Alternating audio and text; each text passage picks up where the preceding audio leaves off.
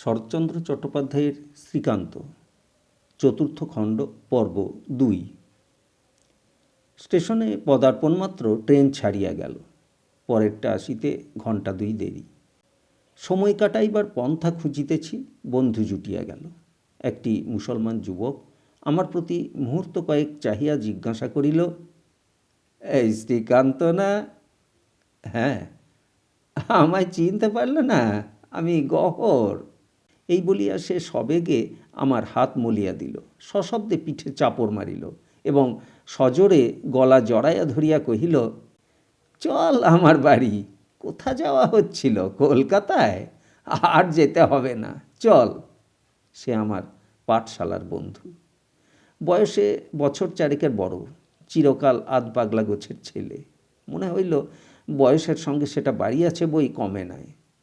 তাহার জবরদস্তি পূর্বেও এড়াইবার জো ছিল না। সুতরাং আজ রাত্রের মতো সে যে আমাকে কিছুতেই ছাড়িবে না, এই কথা মনে করিয়া আমার দুশ্চিন্তার অবধি রহিল না। বলা বাহুল্য, তাহার উল্লাস ও আত্মীয়তার সহিত পাল্লা দিয়া চলিবার মতো শক্তি আজ আমার নাই। কিন্তু সে নাছোড়বান্দা। আমার ব্যাগটা সে নিজেই তুলিয়া লইল, কুলি ডাকিয়া বিছানাটা তাহার মাথায় চাপাইয়া দিল, জোর করিয়া বাহিরে টানিয়া আনিয়া গাড়ি ভাড়া করিয়া আমাকে কহিল, ওঠ। পরিত্রাণ নাই, তর্ক করা বিফল। বলিয়াছি, গহর আমার পাঠশালার বন্ধু। আমাদের গ্রাম হইতে তাহাদের বাড়ি ১ ক্রোশ দূরে, একই নদীর তীরে। বাল্যকালে তাহারই কাছে বন্দুক ছুঁড়িতে শিখি। তাহার বাবার একটা সেকেলে গাদা বন্দুক ছিল, সেই লইয়া নদীর ধারে আম বাগানে ঝোপঝাড়ে দুজনে পাখি মারিয়া বেড়াইতাম। ছেলেবেলা কতদিন তাহাদের বাড়িতে রাত কাটাইয়াছি। তাহার মা মুড়ি গুড় দুধ কলা দিয়া আমার ফলারের জোগাড় করিয়া দিত। তাহাদের জমি জমা চাষাবাদ অনেক ছিল। গাড়িতে বসিয়া গহর প্রশ্ন করিল, এতদিন কোথায় ছিলিস শ্রীকান্ত? যেখানে যেখানে ছিলাম একটা সংক্ষিপ্ত বিবরণ দিলাম। জিজ্ঞাসা করিলাম, তুমি এখন কি করো গহর? কিছুই না। তোমার মা ভালো আছেন? মা বাবা দুজনেই মারা গেছেন, বাড়িতে আমি একলা আছি। বিয়ে করনি? সেও মারা গেছে।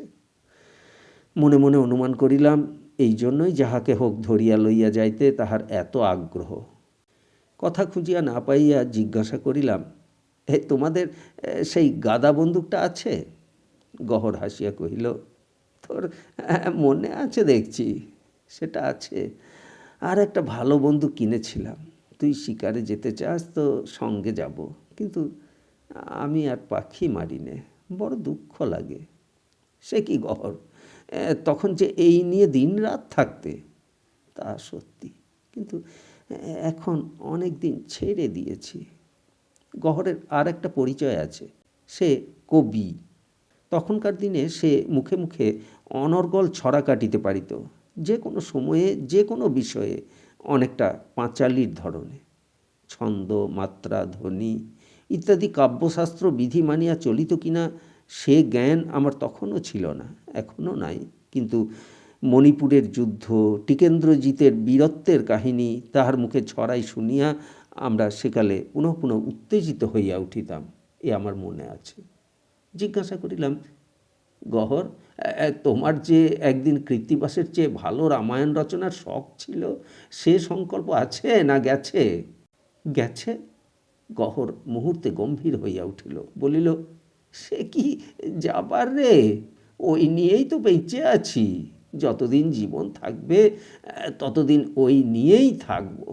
কত লিখেছি, চল না, আজ তোকে সমস্ত রাত্রি শোনাবো, তবু ফুরোবে না। বলো কি গহর?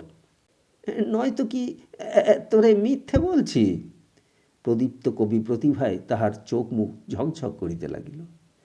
সন্দেহ করি নাই, শুধু বিস্ময় প্রকাশ করিয়াছিলাম মাত্র। তথাপি পাছে কেঁচো খুঁড়িতে সাপ বাহির হয়, আমাকে ধরিয়া বসাইয়া সে সারা রাত্রি ব্যাপিয়া কাব্যচর্চা করে, এই ভয়ে শঙ্কার সীমা রহিল না। প্রসন্ন করিতে বলিলাম, না গহর, তা বলিনি। তোমার অদ্ভুত শক্তি আমরা সবাই স্বীকার করি।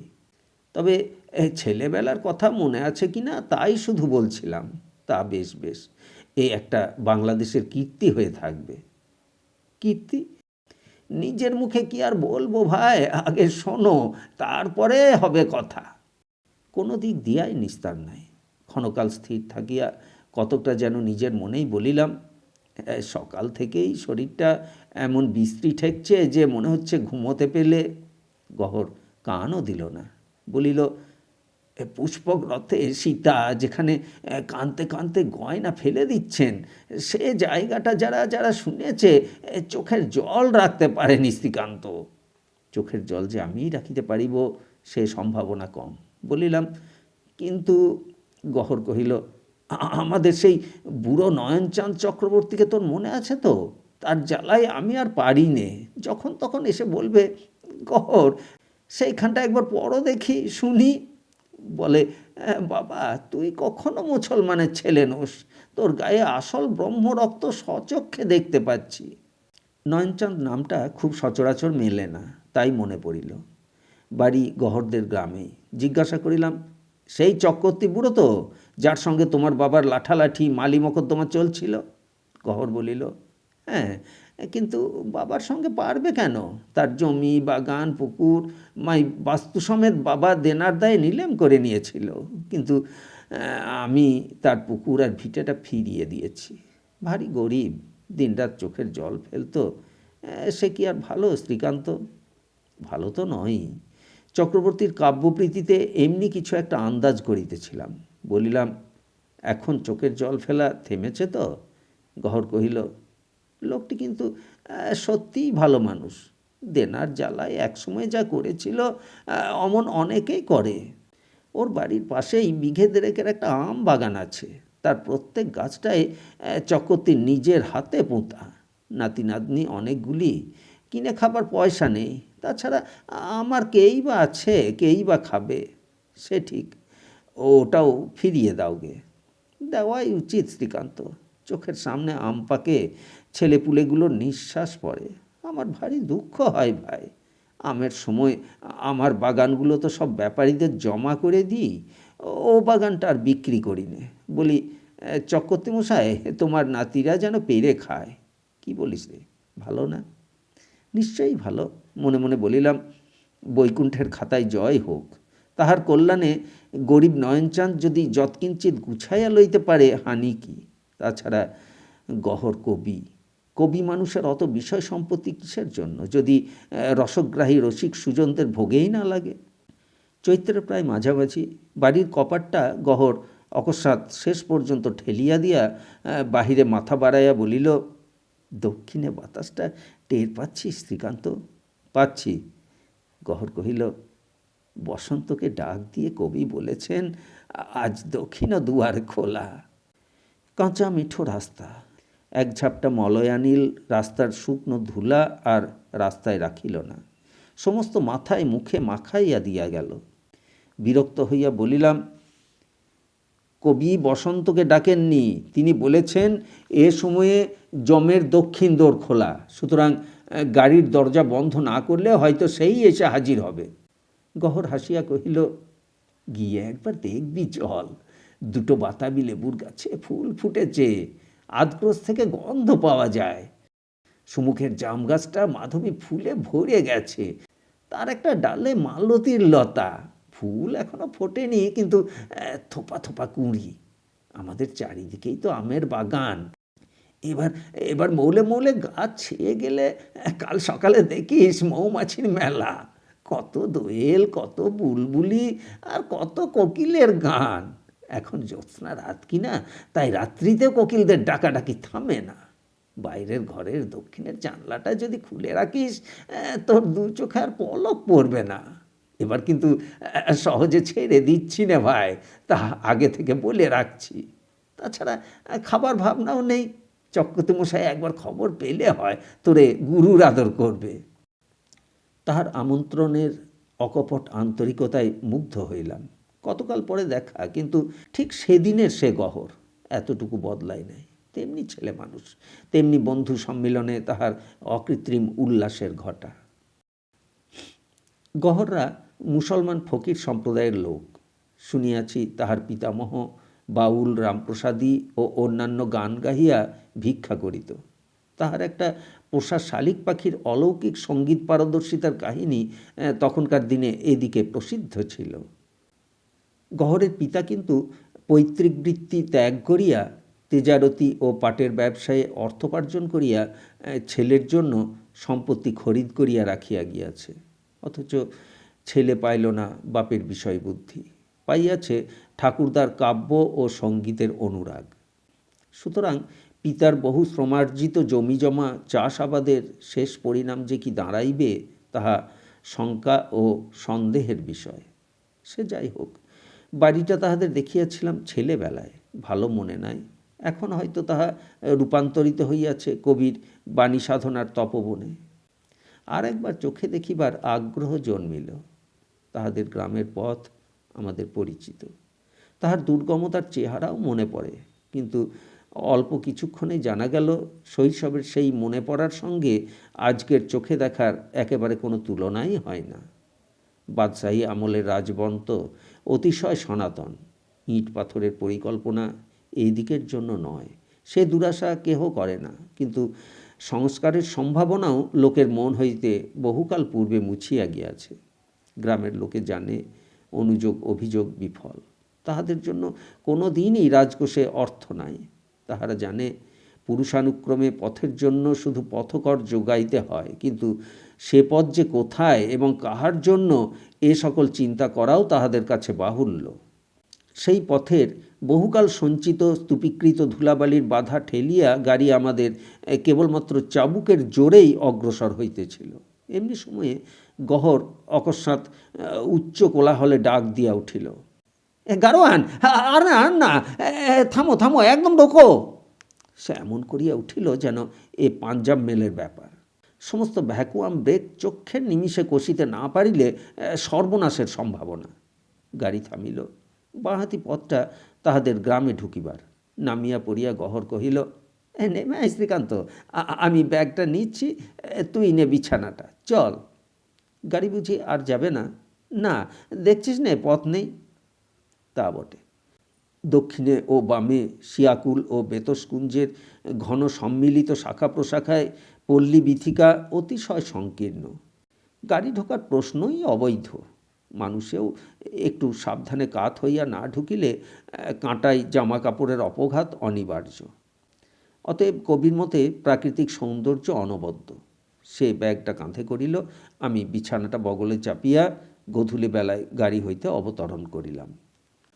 কবিগৃহে আসিয়া যখন পৌঁছানো গেল তখন সন্ধ্যা উত্তীর্ণ হইয়াছে। অনুমান করিলাম আকাশে বসন্তরাত্রির চাঁদও উঠিয়াছে। তিথিটা ছিল বোধ করি পূর্ণিমার কাছাকাছি। অতএব আশা করিয়া রহিলাম গভীর নিশীথে চন্দ্রদেব মাথার উপরে আসিলে এ সম্বন্ধে নিঃসংশয় হওয়া যাইবে। গৃহের চারিদিকেই নিবিড় বেণুবন, খুব সম্ভব তাহার কোকিল, দোয়েল ও বুলবুলির দল এর মধ্যেই থাকে এবং অহর্নিশীষ দিয়া গান গাহিয়া কবিকে ব্যাকুল করিয়া দেয়। পরিপক্ক অসংখ্য বেণুপত্র রাশি ঝরিয়া ঝরিয়া উঠান আঙিনা পরিব্যাপ্ত করিয়াছে। দৃষ্টিমাত্রই ঝরাপাতার গান গাহিবার প্রেরণায় সমস্ত মন মুহূর্তে গর্জন করিয়া উঠে। চাকর আসিয়া বাহিরের ঘর খুলিয়া আলো জ্বালিয়া দিল।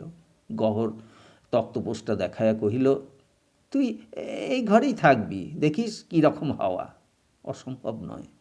দেখিলাম দক্ষিণা বায়ে রাজ্যের শুকনা লতাপাতা গবাক্ষ পথে ভিতরে ঢুকিয়া ঘর ভরিয়াছে, তক্তপোষ ভরিয়াছে। মেঝেতে পা ফেলিতে গা ছমছম করে। খাটের পায়ার কাছে ইঁদুরে গর্ত খুঁড়িয়া একরাশ মাটি তুলিয়াছে। দেখাইয়া বলিলাম, গহর, এ ঘরে কি তোমরা ঢোকো না? গহর বলিল, না, দরকারই হয় না, আমি ভিতরেই থাকি, কাল সব পরিষ্কার করিয়ে দেব।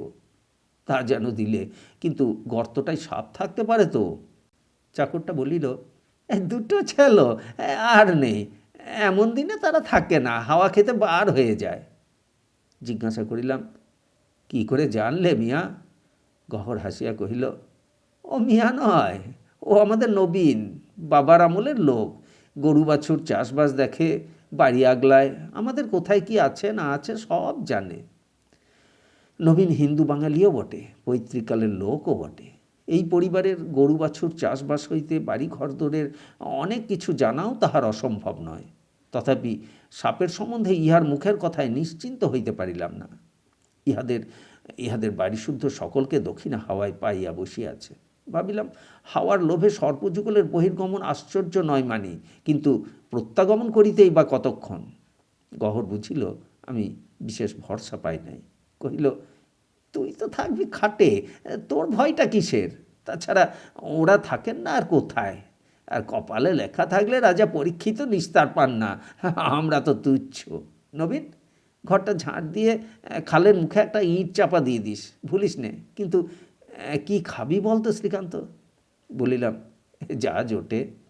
নবীন কহিল, দুধ মুড়ি আর ভালো আখের গুড় আছে, আজকের মতো জোগাড়। বলিলাম, খুব খুব, এ বাড়িতে ও জিনিসের আমার অভ্যাস আছে। আর কিছু জোগাড়ের দরকার নেই বাবা, তুমি বরঞ্চ আস্ত দেখে একখানা ইঁট জোগাড় করে আনো। গর্তটা একটু মজবুত করে চাপা দাও। দক্ষিণে বাতাসে ভরপুর হয়ে ওরা যখন ঘরে ফিরবেন, তখন হঠাৎ না ঢুকে পড়তে পারেন।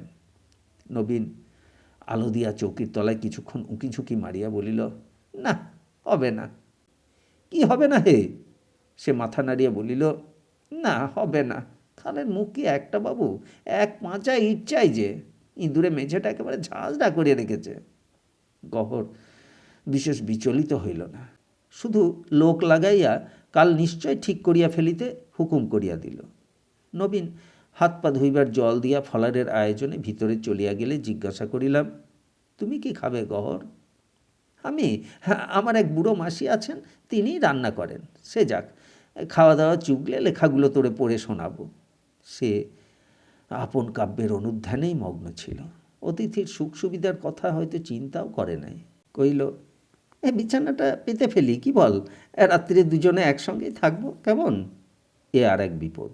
বলিলাম, না ভাই গহর, তুমি তোমার ঘরে শোওগে, আজ আমি বড় ক্লান্ত। বই তোমার কাল সকালে শুনব। কাল সকালে? তখন কি সময় হবে? নিশ্চয় হবে। গহর চুপ করিয়া একটুখানি চিন্তা করিয়া বলিল, কিংবা একটা কাজ করলে হয় না শ্রীকান্ত? আমি পড়ে যাই, তুমি শুয়ে শুয়ে শোনো, ঘুমিয়ে পড়লেই আমি উঠে যাব, কি বলো? এই বেশ মতলব না? আমি মিনতি করিয়া বলিলাম, না ভাই গহর, তাতে তোমার বইয়ের মর্যাদা নষ্ট হবে। কাল আমি সমস্ত মন দিয়ে শুনব।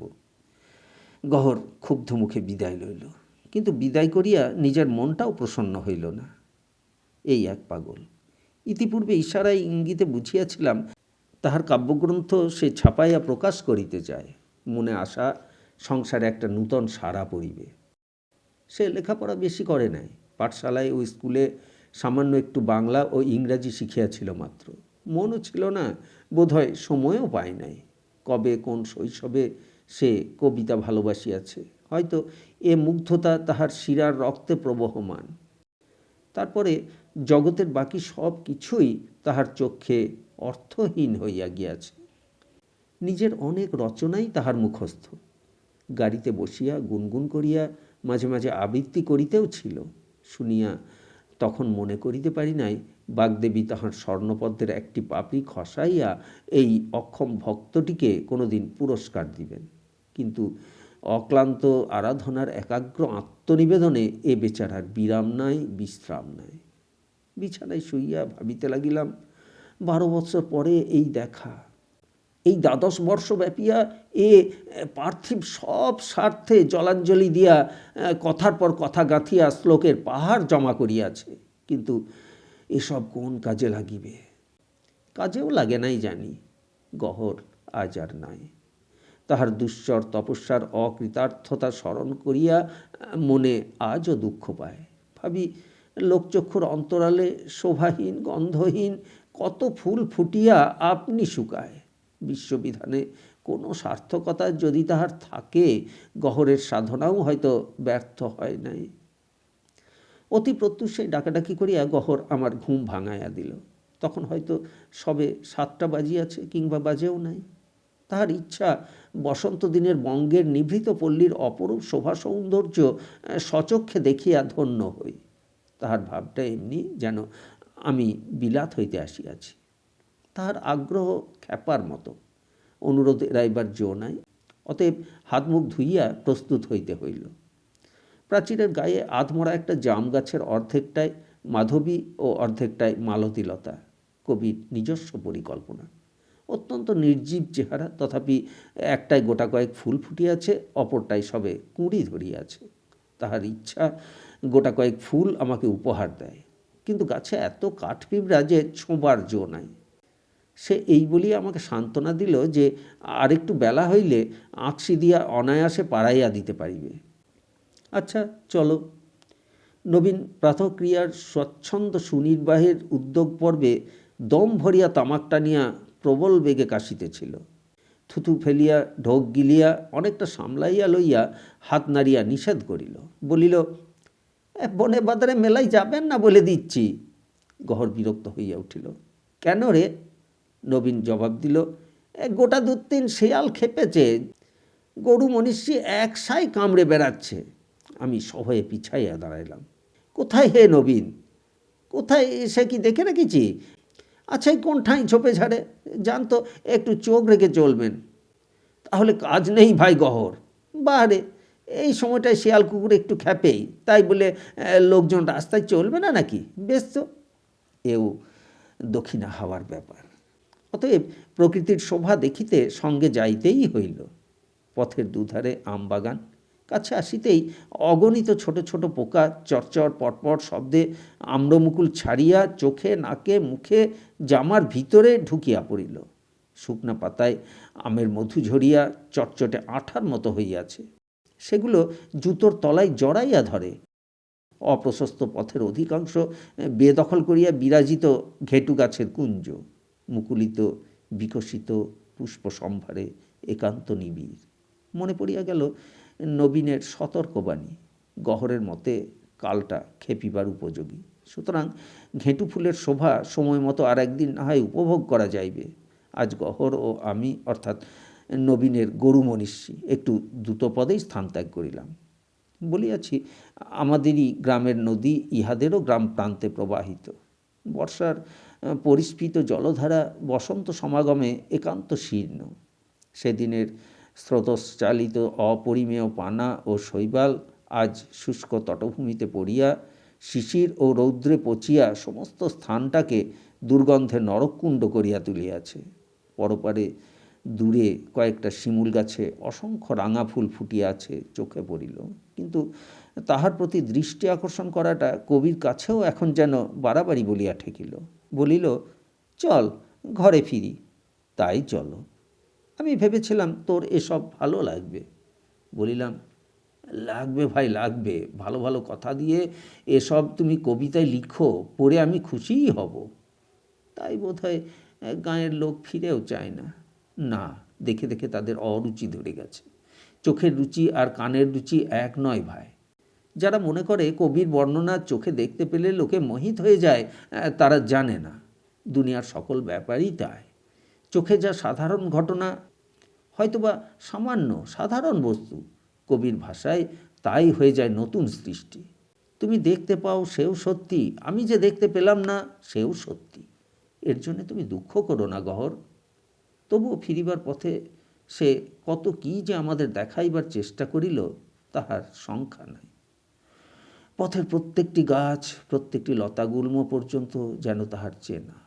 কি একটা গাছের অনেকখানি ছাল কেহ বোধহয় ঔষধের প্রয়োজনে চাচিয়া লইয়া গিয়াছে, তখনও আঠা ঝরিতেছে।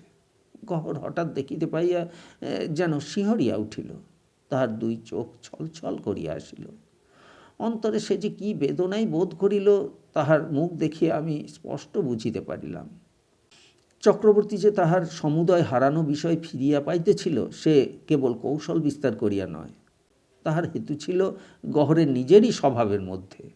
ব্রাহ্মণের প্রতি অনেকখানি ক্রোধ আমার আপনিই পড়িয়া গেল। চক্রবর্তীর সঙ্গে সাক্ষাৎ ঘটিল না, কারণ শোনা গেল তাহার গৃহে গুটি 2 নাতির মায়ের অনুগ্রহ দেখা গিয়াছে। গ্রামে গ্রামে ওলা বিবি এখনও দেখা দেন নাই। পচা পুকুরের জল আর একটু শুকাইবার অপেক্ষায় আছেন। সে যাই হোক, বাড়িতে ফিরিয়া গহর তাহার পুঁথি আনিয়া হাজির করিল। তাহার পরিমাণ দেখিয়া ভয় পায় না সংসারে এমন কেহ যদি থাকেও তাহা অত্যন্ত বিরল। বলিল, না পড়া হলে কিন্তু ছাড়া পাবে না শ্রীকান্ত, সত্যি করে তোমাকে মত দিতে হবে। এ আশঙ্কা ছিল। স্পষ্ট করিয়া রাজি হইতে পারি এ সাহস ছিল না। তথাপি দিনের পর দিন করিয়া কবির বাটিতে কাব্য আলোচনায় এ যাত্রায় আমার 7 দিন ঘটিল। কাব্যের কথা থাক, কিন্তু নিবিড় সাহচর্যে মানুষটির যে পরিচয় পাইলাম তাহা যেমন সুন্দর তেমনি বিস্ময়কর। একদিন গহর বলিল, তোর কাজ কি শ্রীকান্ত বর্মায় গিয়ে? আমাদের দুজনেরই আপনার বলতে কেউ নেই, আয় না 2 ভাই এখানেই একসঙ্গে জীবনটা কাটিয়ে দিই। হাসিয়া বলিলাম, আমি তো তোমার মতো কবি নই ভাই, গাছপালার ভাষাই বুঝি নে, তাদের সঙ্গে কথা কইতেও পারি নে, পারবো কেন এই বনের মধ্যে বাস করতে? 2 দিনেই হাঁপিয়ে উঠব যে। গহর গম্ভীর হইয়া উঠিল, বলিল, আমি কিন্তু সত্যিই ওদের ভাষা বুঝি, ওরা সত্যিই কথা কয়, তোরা পারিস না বিশ্বাস করতে। বলিলাম, হ্যাঁ, বিশ্বাস করা যে শক্ত এটা তুমিও তো বোঝো। গহর সহজেই স্বীকার করিয়া লইল, কহিল, হ্যাঁ তাও বুঝি। একদিন সকালে তাহার রামায়ণের অশোকবনের অধ্যায়টা কিছুক্ষণ পড়ার পরে সে হঠাৎ বই মুড়িয়া আমার মুখের পানে চাহিয়া প্রশ্ন করিয়া বসিল, আচ্ছা শ্রীকান্ত, তুই কখনো কাউকে ভালোবেসেছিলি? কাল অনেক রাত্রি জাগিয়া রাজলক্ষ্মীকে হয়তো আমার এই শেষ চিঠি লিখিয়াছিলাম। ঠাকুরদার কথা, পুঁটুর কথা, তাহার দুর্ভাগ্যের বিবরণ সমস্তই তাহাতে ছিল। তাহাদিগকে কথা দিয়াছিলাম একজনের অনুমতি চাহিয়া লইব, সে ভিক্ষাও তাহাতে ছিল। পাঠানো হয় নাই। চিঠিটা তখনও আমার পকেটে পড়িয়া। গহরের প্রশ্নের উত্তরে হাসিয়া বলিলাম, না। গহর কহিল, যদি কখনো ভালোবাসিস, যদি কখনো সেদিন আসে, আমাকে জানাস শ্রীকান্ত। জেনে তোমার কি হবে? কিছুই না, তখন শুধু তোদের মধ্যে গিয়ে দিন কত কাটিয়ে আসব। আচ্ছা, আর যদি তখন টাকার দরকার হয় আমাকে খবর দিস। বাবা অনেক টাকা রেখে গেছে, সে আমার কাজে লাগলো না, কিন্তু তোদের হয়তো কাজে লেগে যাবে।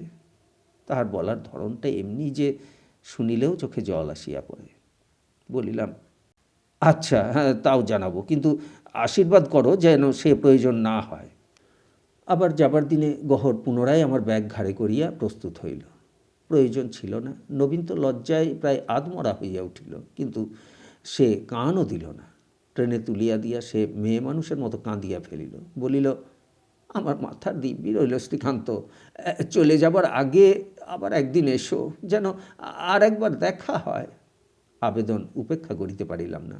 কথা দিলাম, দেখা করিতে আবার আসিব। কলকাতায় পৌঁছে কুশল সংবাদ দেবে বলো। এ প্রতিশ্রুতিও দিলাম, যেন কত দূরেই না চলিয়াছি। কলিকাতার বাসায় গিয়া যখন পৌঁছিলাম তখন প্রায় সন্ধ্যা। চৌকাঠে পা দিয়াই যাহার সহিত সাক্ষাৎ ঘটিল সে আর কেহ নহে, স্বয়ং রতন। এ কী রে, তুই যে? হ্যাঁ হ্যাঁ, আমি কাল থেকে বসে আছি, একখানা চিঠি আছে। বুঝিলাম সেই প্রার্থনার উত্তর। কহিলাম, চিঠি ডাকে দিলেও তো আসতো। রতন বলিল, সে ব্যবস্থা চাষাভুষো মুটে মজুর গেরস্থ লোকদের জন্য। মার চিঠি একটা লোক না খেয়ে না ঘুমিয়ে 500 মাইল ছুটে হাতে করে না আনলে খোয়া যায়, জানেন তো সব, কেন মিছে জিজ্ঞেস করছেন? পরে শুনিয়াছিলাম রতনের এ অভিযোগ মিথ্যা, কারণ সে নিজেই উদ্যোগী হইয়া এই চিঠি হাতে করিয়া আনিয়াছে। এখন মনে হইল গাড়ির ভিড়ে ও আহারাদির অব্যবস্থায় তাহার মেজাজ বিগড়াইয়াছে। হাসিয়া কহিলাম, উপরে আয়, চিঠি পরে হবে, চল তোর খাবার জোগাড়টা আগে করে দিই গে। রতন পায়ের ধুলা লইয়া প্রণাম করিয়া বলিল, চলুন।